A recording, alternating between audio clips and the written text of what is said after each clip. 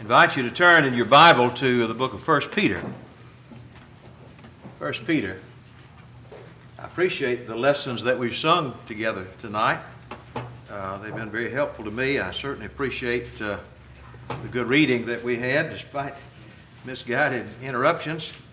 We love, the stories of Samuel written in the histories there. Each one so instructive. I appreciate the prayer that was prayed, and I certainly appreciate your presence. It's very good to see you tonight, and I hope that our time together in study will be of use to you. I want to read a few verses in 1 Peter and make a couple of points tonight. That'll be the lesson. 1 Peter chapter 1. Verse 1 in the Old Translation begins this way: Peter, an apostle of Jesus Christ, to the strangers scattered throughout Pontus, Galatia, Cappadocia, Asia, Bithynia, elect according to the foreknowledge of God the Father, through sanctification of the Spirit, unto obedience, and the sprinkling of the blood of Jesus, grace unto you, peace be multiplied. Blessed be the God and Father of our Lord Jesus Christ, which according to his abundant mercy has begotten us again unto a lively hope by the resurrection of Jesus Christ from the dead, to an inheritance incorruptible, undefiled, and that fades not away, reserved in heaven for you, who are kept by the power of God through faith unto salvation, ready to be revealed in the last time, wherein ye greatly rejoice, though now for a season, if need be, ye are in heaviness through manifold temptations, that the trial of your faith, being much more precious than of gold that perishes, though it be tried with fire, might be found, I should say, unto praise, honor, and glory at the appearing of Jesus Christ, whom having not seen ye love, in whom, though now ye see him not, yet believing, ye rejoice with joy unspeakable and full of glory, receiving the end of your faith, even the salvation of your souls, of which salvation the prophets have inquired and searched diligently, who prophesied of the grace that should come unto you, searching what manner of time the Spirit of Christ which was in them did signify, when it testified beforehand the sufferings of Christ and the glory that should follow, unto whom it was revealed that not unto them, or unto themselves, but unto us did they minister the things which are now reported unto you by them that had preached the gospel unto you with the Holy Ghost sent down from heaven, which things angels desire to look into. Wherefore, gird up the loins of your mind, be sober, and hope to the end for the grace that is to be brought unto you at the revelation of Jesus Christ, as obedient children, not fashioning yourselves according to the former lust in your ignorance, but as he which hath called you is holy, so be ye holy in all manner of conversation. Because it is written, be ye holy, for I am holy. And if ye call on the Father, who without respect of persons judgeth according to every man's work, pass the time of your sojourning here in fear. We'll pause there just a moment. I want particularly to concentrate on verse 13 and notice its context. It's a familiar verse, I'm sure, to this audience. Wherefore, gird up the loins of your mind, be sober, and hope to the end for the grace that is to be brought to you at the revelation of Jesus Christ. I want to do three things tonight. My lesson is intensely simple. What I'd like to do is just, in the first place, remind us, what does Peter mean when he writes, gird up the loins of your mind? What is that saying? In the second place, I want to notice that word wherefore, because that always is a marker that points back to what's been said before or the context in general. And so what reasons bring this command to such force? And then finally, if we're talking about girding the mind, what kind of mind do we come up with when we get through with what God has asked us to do? So those are the 3 points I want to look at tonight, just a moment. I like simple lessons. I'm a simple guy. So it's easy for me to remember maybe and to grasp a lesson. And we're just going to try to use Peter's outline here and look at those 3 points tonight. Let's start with that expression, gird up the loins of your mind. Other translations offer various renderings of that. Wherefore, preparing your mind for action. Mr. Williams says, therefore, as a means of spiritual preparation, tighten the belt around your minds. The contemporary English version paraphrases it simply, be alert and think straight. Actually, girding the loins of your mind is a really good literal translation of that expression. It's, I guess, what folks who know English talk about an idiom. It's a figurative expression that is more than the words that are given there. It brings up an idea. If somebody says to you, look, this is a hot potato, they're probably not talking about a potato. And when Peter talks here about girding up the loins of your mind, the idea of girding like a belt. And I think that's a pretty good paraphrase of it. Tighten the belt of your mind. But he's not talking about belts, is he? And he's not talking about getting a hat that's too small or something such. That's not the point. Not literally, but we know as a figure here is not badly paraphrased in some of these modern translations. You need to think straight. You need to tighten up your thinking. And it is essential. It's essential for us to get our mind right. To get our mind right before the trials that certainly will come. I wavered about using this illustration because sometimes the illustration can be just a distraction. And if you don't like this, then I'll be through in a minute, so just ignore it. But somehow when I think about this concept of getting ready for what's coming, I can't help but think about this guy. I don't know if anybody in this room even recognizes who that is. But I'll tell you, 100 years ago, he was maybe as famous as any man in America. He was a performer. His stage name, was Harry Houdini. And I guess even to this day, 100 years after his death, if you talk about magic, his name still comes up. And he was the most famous magician maybe of certainly the last 100 years or so. He wasn't a magician in the sense of pick a card or pulling a rabbit out of a hat or something. I'm sure he did some of that. But he was famous for his physical stunts. And I don't know if you can see or not. I'm sure you can't read it, that print, but this is an old newspaper. And if you can't tell what's going on there, the image is of Houdini. He'd come into town, and he would get attention by going to the local sheriff and saying, with reporters in tow, you put the toughest handcuffs you've got on me. And then within a few minutes, he'd have them off, Or he'd say, lock me up in your most secure jail cell. And, it'd be a short time, and he'd be walking out of there. Or something like this, it would certainly get attention. He was good at that. He would be hung upside down over maybe several floors of a building, but over the city streets there, with a straitjacket on. And somehow, in a relatively short period of time, with everybody watching, he'd get out of that straitjacket. He had a flair for getting attention.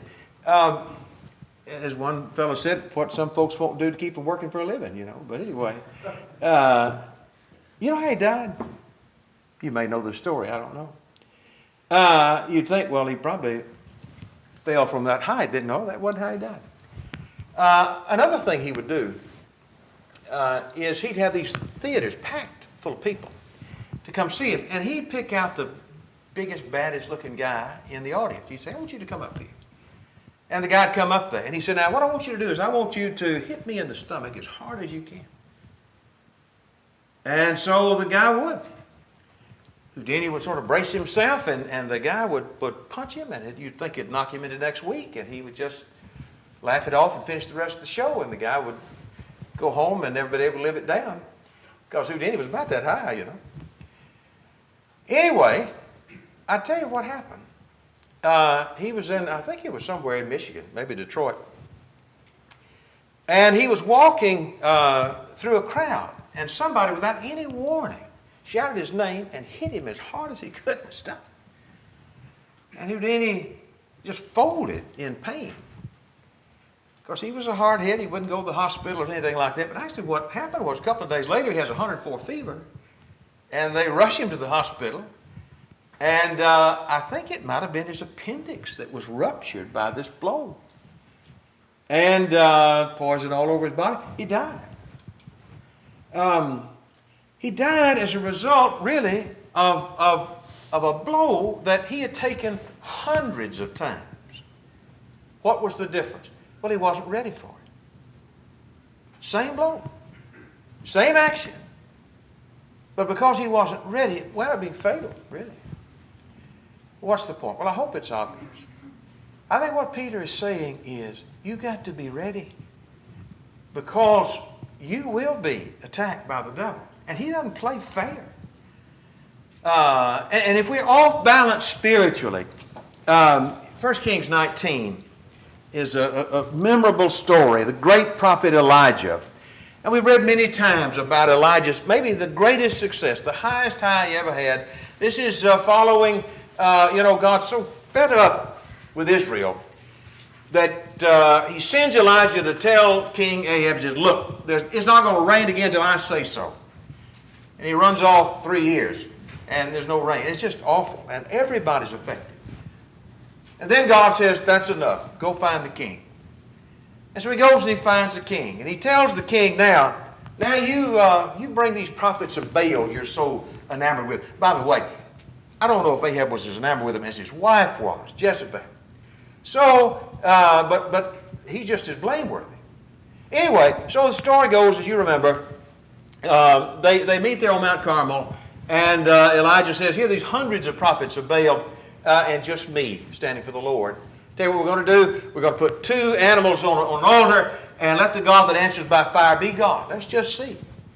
And you know the story, how they spent half a day out there crying and carrying on, cutting themselves and everything. And of course Baal's not going to answer. There is no Baal. And then Elijah said, we've seen enough of this.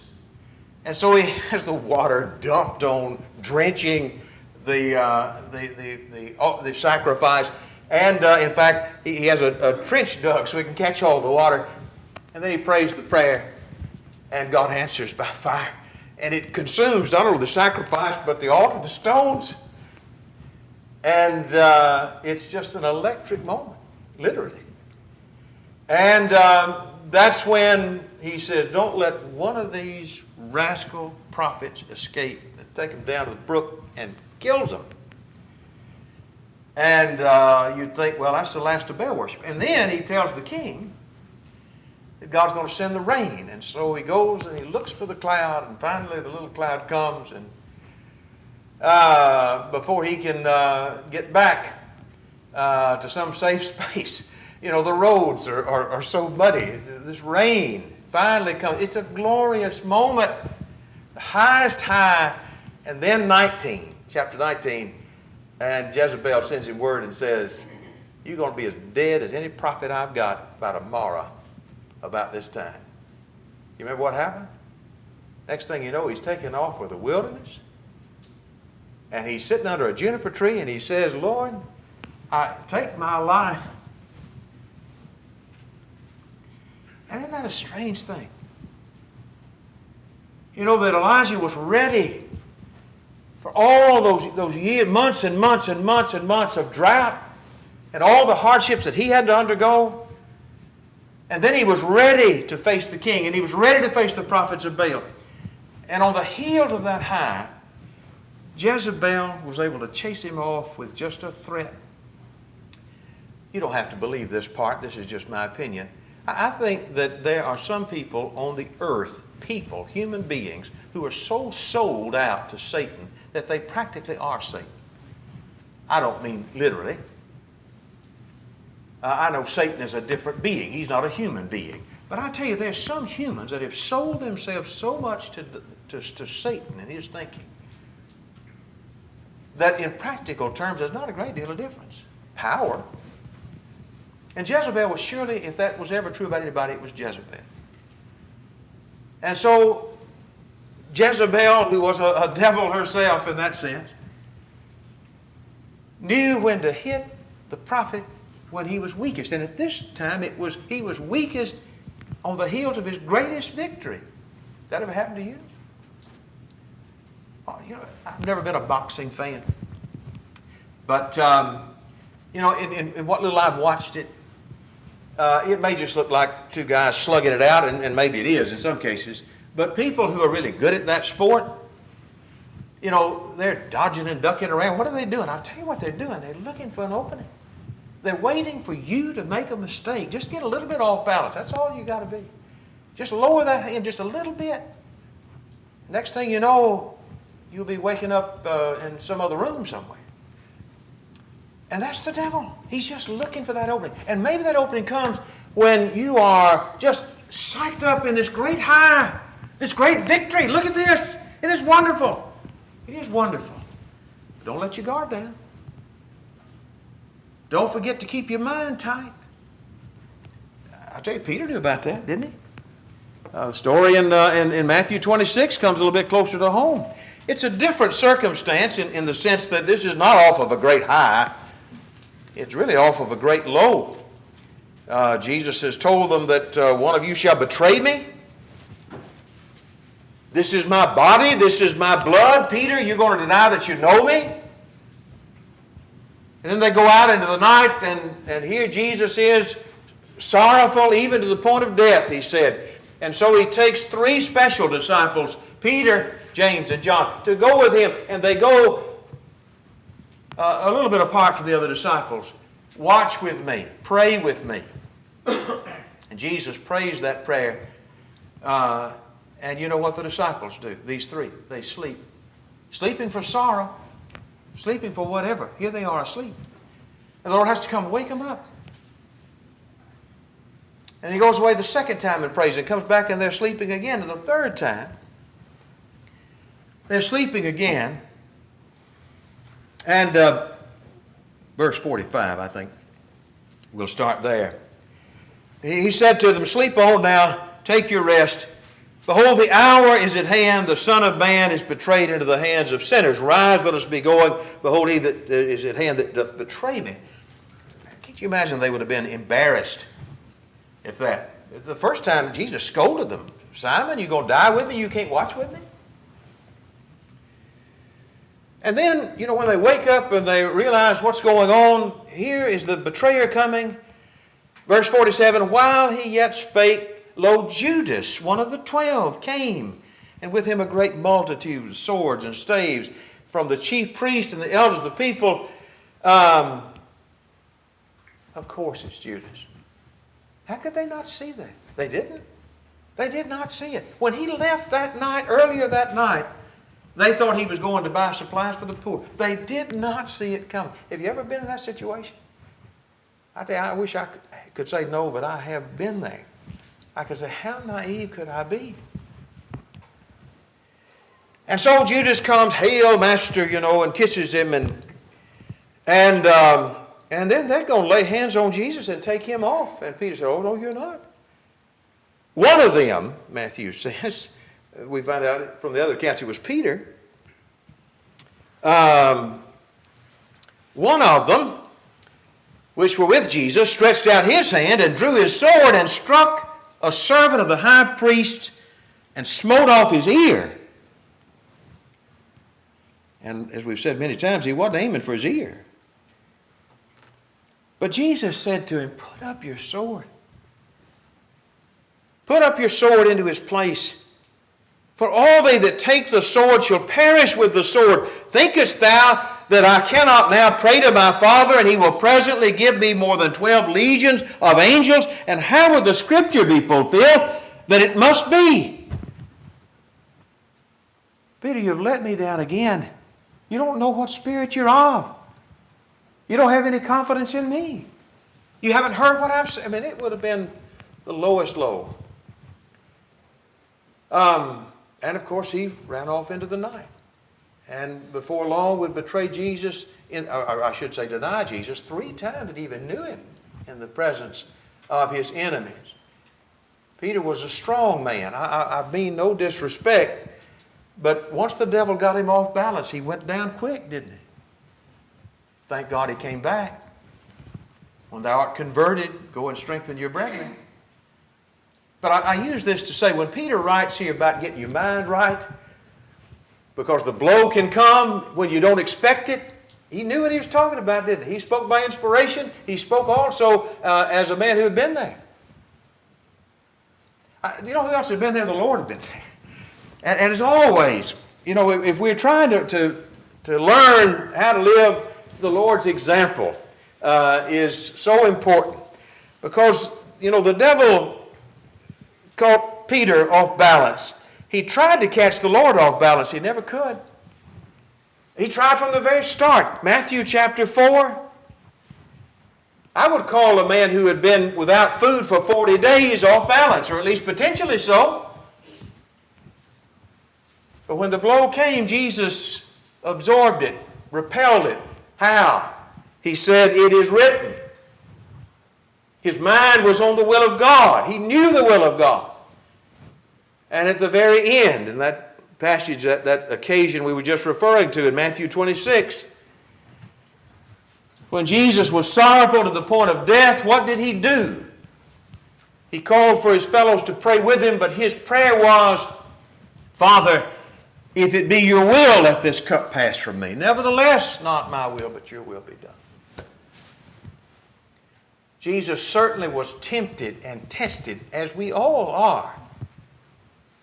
But he was never really caught off balance, was he? He was always ready. His mind was always right to face the trials that would come. Let's think about that wherefore just a moment. Back in our text, wherefore gird up the loins of your mind. When you see therefore or wherefore, we always look to see what it's there for. We look back in the context and we're looking for the things that contribute to this statement.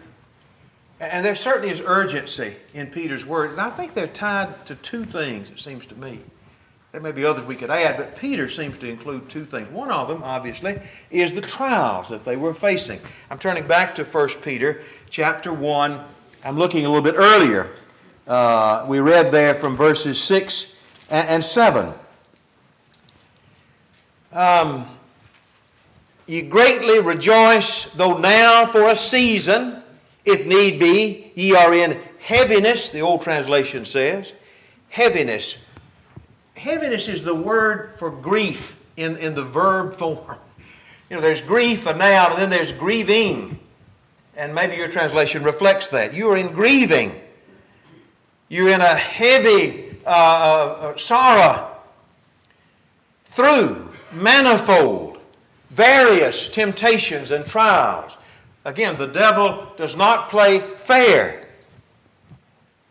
And we certainly can see that in the context here. You know, there are trials that come sometimes from the hostile world in which we live.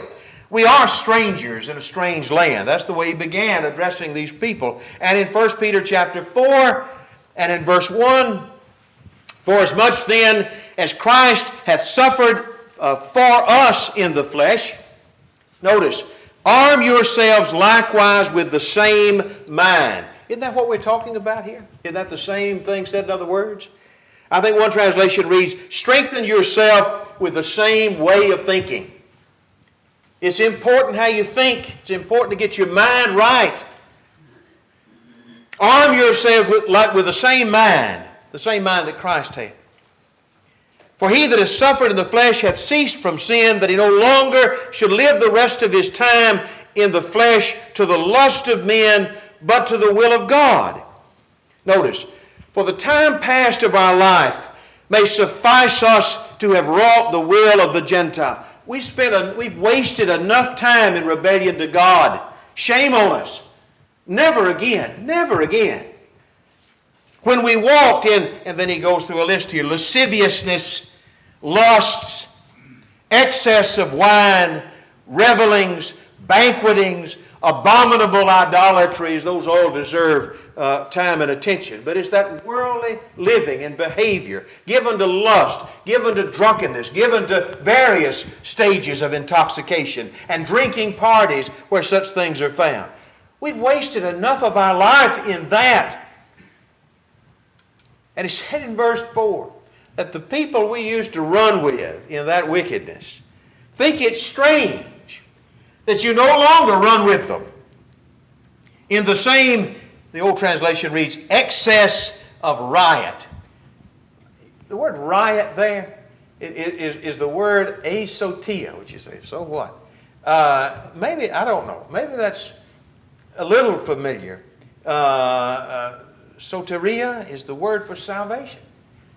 If you go to a seminary, and I never did, and you study maybe soteriology, the study of salvation. Well, here the word asotia just has got that negation on the front of it. It means unsaved. Here's unsaved behavior. Unsaved, it just has nothing to do with a saved person's thinking and acting. We know exactly what he's talking about here. We see it all around us. We may have come out of that. And if we have, I'll tell you, the world will make it hard on you to stay out of it. But he said, remember this, that these people who speak evil of you because you don't run with the dogs anymore, he said they're going to give account to him that is ready to judge the quick and the dead. In verse 12 of this same chapter, 4th chapter. Beloved, think it not strange concerning the fiery trial which is to try you, as though some strange thing happened to you. But rejoice, inasmuch as ye are partakers of Christ's suffering, that when his glory may be revealed, ye may be glad with exceeding joy. He says, if any man suffer as a Christian, let him not be ashamed. I think here he's talking about not just suffering. You know, there are a lot of people who suffer in this world, and God bless them, they suffer with great patience. I'm not belittling that, and I'm not diminishing that. But I don't think he's talking here about someone who may be born with some physical ailment that causes them pain and grief, and they handle it with patience. Glory. But here we're talking about something else. We're talking about somebody who chooses. That man didn't choose what he got. But here's somebody who's choosing, because they're a Christian, a course of life that will bring no admiration from this world. In fact, they'll hate you for it. Like the fellow said, you know, when Jesus talks about taking up your cross and following him, he's not saying there. Here's a man who's patient with his circumstance. He was in some terrible accident, and yet he shows great courage and vitality in a difficult situation. God bless him. But that's not what Jesus meant when he said, take up your cross. This is a choice for God that's going to cost you. But he said, let a man who makes that choice, who faces the ire of this world to serve Christ, let him glory in this name. Go back to that passage we read a moment ago in the first chapter and verse 7. I didn't read this part. But these are people experiencing trials, suffering because they were Christians. He said, remember this, the trial of your faith, being much more precious than of gold that perishes, though it be tried with fire. What's more precious, what's more valuable than gold purified by fire? That's pure gold. And he said, that's what you are. The fire purifies. The fire, in essence, helps us, that we might be found unto praise, honor, and glory. Not that we one day will praise and honor God. That's true. But here it is, you will be praised and honored and glorified by God because you dared to wear his name and to hold his name high in the trials of this life. But I'll tell you, if you're going to run that race, you're going to have to get your mind right. That's what Peter's telling me. It may be wicked masters. In chapter 2, he talks about the trial sometimes that'll come from people that you're working for. And sometimes people didn't have a choice who they worked for. You could quit your job as soon as you can. Get you another one if you got a rascal as a boss. But there have been thousands and thousands of people who have found the gospel while they were slaves. Or maybe they have been enslaved later. That's not a new phenomenon. It's been around a long time. In fact, I dare say, if you were to hit your ancestry hard enough, I doubt anybody in this room could not go back, if you go back enough generations, and find folks in our family tree that were enslaved. Now somebody. There certainly were people who were Christians in Peter's day who were slaves. But here's what he said about it. He said, I want you to be subject. And he said, I want you to do that not just to the good, but also to, the old translation says, the froward. The word there in the original is the word scolios, which sounds a lot like scoliosis. You ever seen somebody with scoliosis? Maybe you've suffered with that. Somebody get an x-ray and their spine is curved. Sometimes people, you don't need an x-ray to tell they're really suffering because they have a major deformity there. But that's the idea of the word, crooked. You know, sometimes you may have to deal with crooked people. And you don't have the option of returning crookedness for crookedness. You be a Christian all the time to everybody. Now that's hard. You've got to get your mind right if you're going to do that. I'm talking to me mostly. I think about abusive people. And I'm not sure these are not brethren. He's talking about it in 3:8.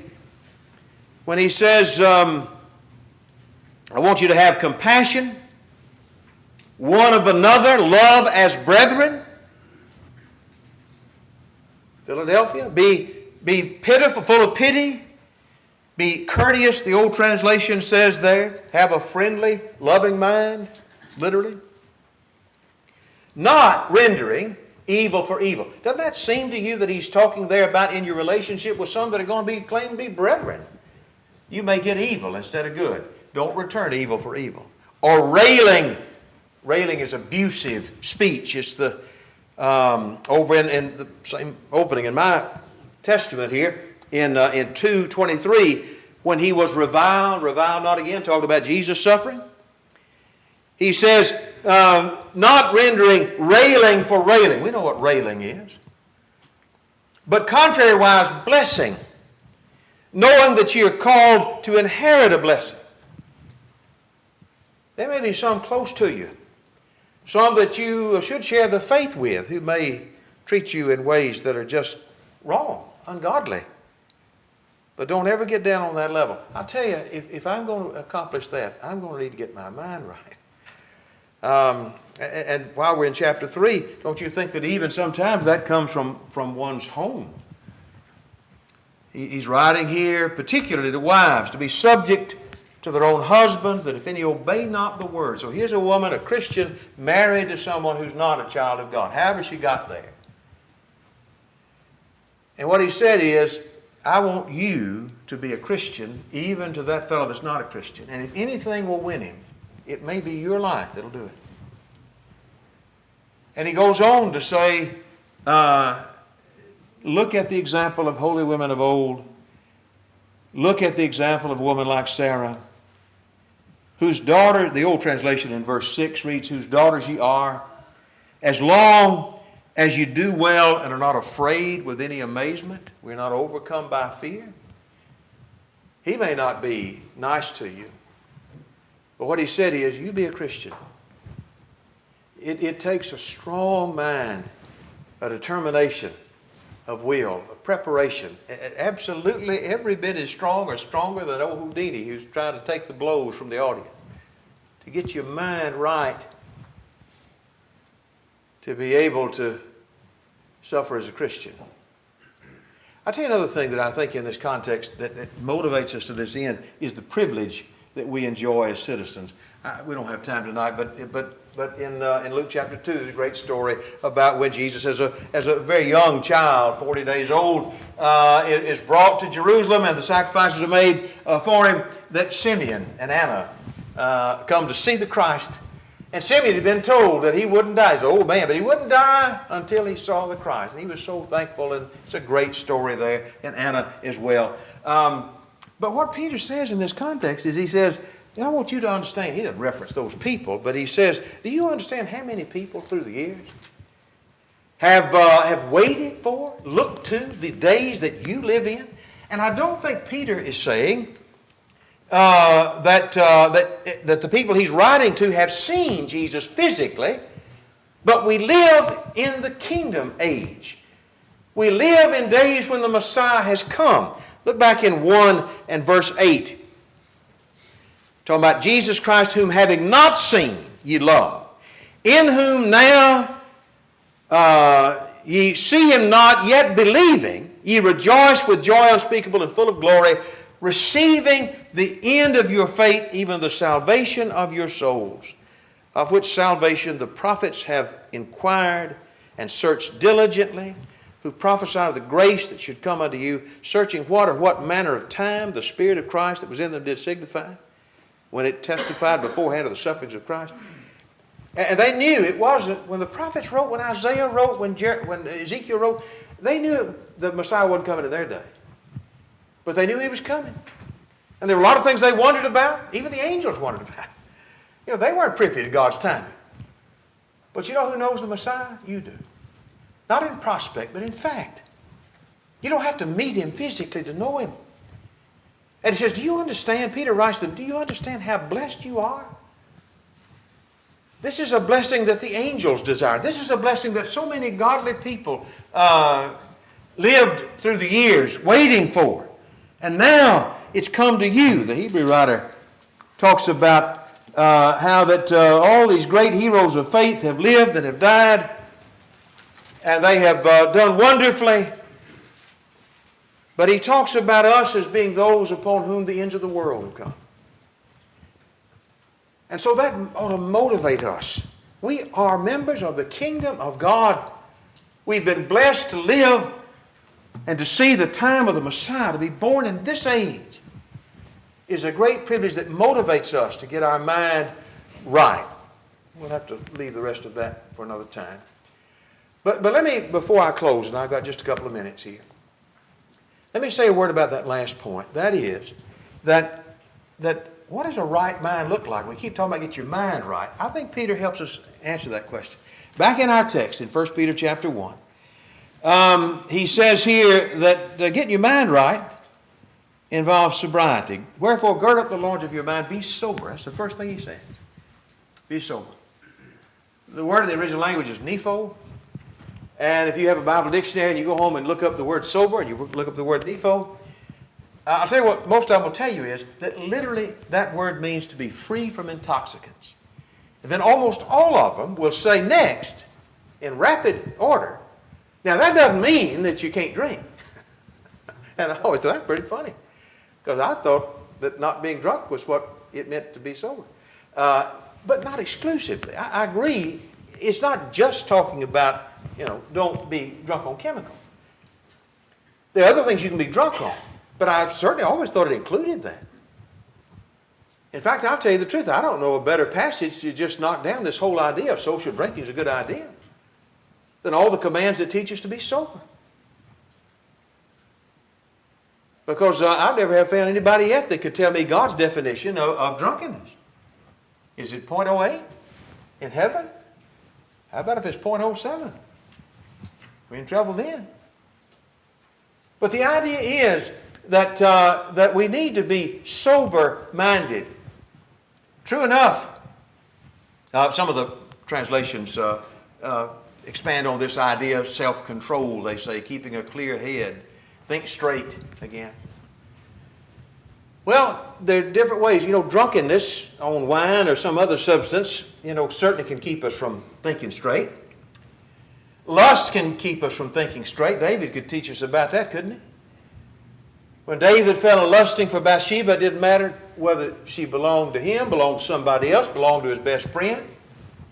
It made no difference. And that can happen. So there's a warning here about being sober. Things. It may not be some sexual desire. It may be the desire for things. Well, about Achan, who, when he found that Babylonian garment. It must have been a humdinger of a garment, huh? Well, it cost him. And a little bit of gold, a little bit of silver. And it cost him the life of himself and his family, along with other innocent people. Get drunk on wanting things. I'll tell you a story right quick. I was in a meeting recently, and there was a guy there that I knew when I was a kid. And he reminded me of a story that I don't know how I'd forgotten it.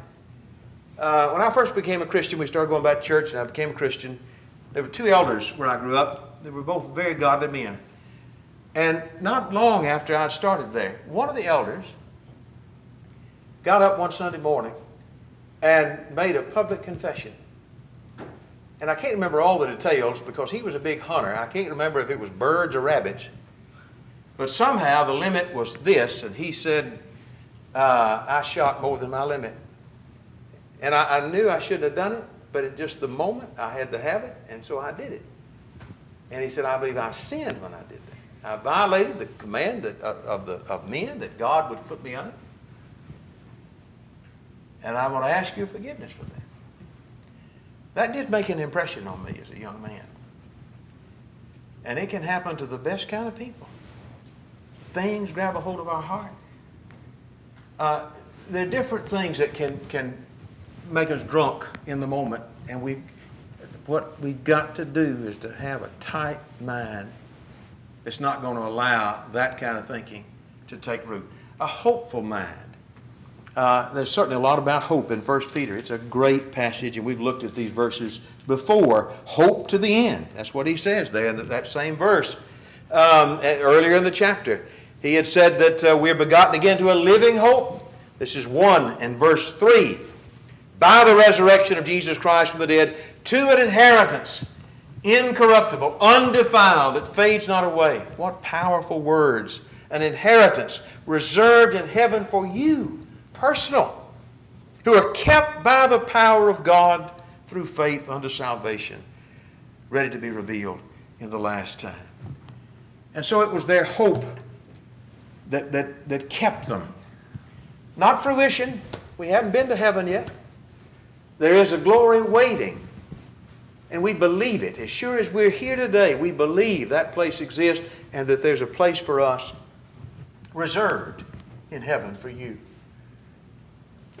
And how foolish would I be if I canceled that reservation and chased off after things that would separate me from God? How foolish would that be?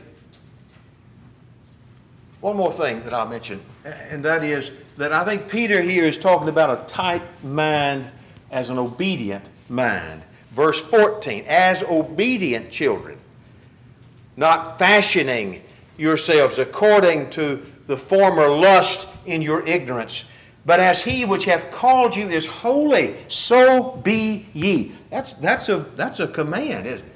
That's an imperative. So be ye holy in all manner of conversation. That's a choice. That's for me. Because it's written, be ye holy, for I am holy. And if you call on the Father who without respect of persons judges according to every man's work, pass the time of your sojourning here. Live your life here in reverence. That's another choice. It's a command.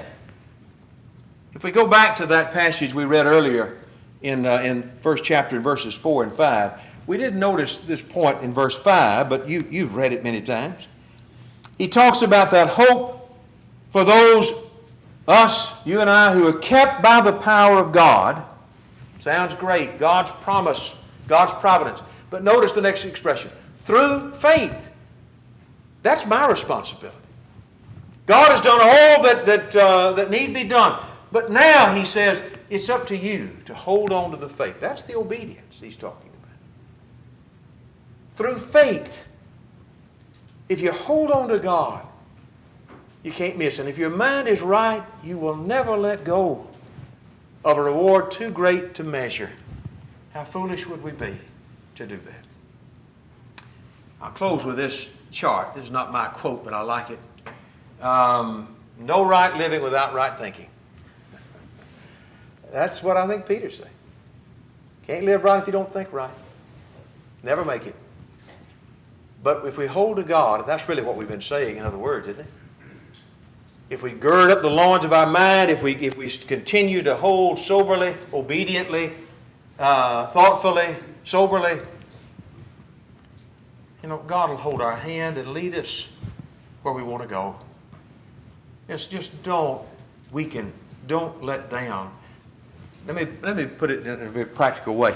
Please do not start it, and I say this to myself as much as to anybody here. Please don't start a single day without beginning with a prayer, something along these lines. Lord, I don't know what I'm going to face today, but I know I'm going to need your help. I'm not smart enough to do it on my own. So you just help guide me away from the tempter and help me to find the wisdom to know your way today, every day, day by day. Gird up the loins of your mind. Be sober and hope to the end for the grace that's to be revealed at the coming of the Lord. Appreciate your kind attention. We're going to sing a song, Hark the Gentle Voice. And if you need to respond to the gospel, being baptized into Christ tonight, based upon, of course, your faith, based upon a spirit of repentance, based upon your confession of Jesus before men, then we'd be glad to help you with that. That's where it starts. And there's no going without that.